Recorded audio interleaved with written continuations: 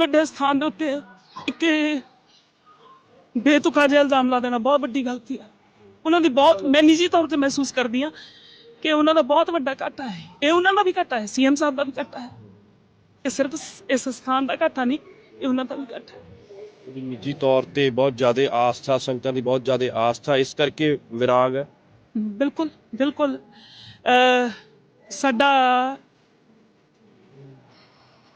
ਸਾਰਾ ਧਰਮ ਰਾਜਾ ਸਾਹਿਬ ਦੇ ਨਾਮ ਤੇ, ਅਸੀਂ ਤਾਂ ਜੀਵਨ ਦੇ ਚੁੱਕੇ ਹਾਂ ਇਹਨੂੰ, ਨਹੀਂ ਮੁੜਾਂਗੇ।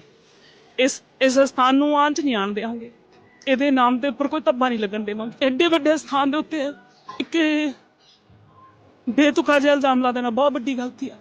ਉਹਨਾਂ ਦੀ ਬਹੁਤ, ਮੈਂ ਨਿੱਜੀ ਤੌਰ ਤੇ ਮਹਿਸੂਸ ਕਰਦੀ ਹਾਂ ਕਿ ਉਹਨਾਂ ਦਾ ਬਹੁਤ ਵੱਡਾ ਘਾਟਾ ਹੈ। ਇਹ ਉਹਨਾਂ ਦਾ ਵੀ ਘਾਟਾ ਹੈ, CM ਸਾਹਿਬ ਦਾ ਵੀ ਘਾਟਾ ਹੈ। ਇਹ ਸਿਰਫ ਇਸ ਸਥਾਨ ਦਾ ਘਾਟਾ ਨਹੀਂ, ਇਹ ਉਹਨਾਂ ਦਾ ਵੀ ਘਾਟਾ ਹੈ।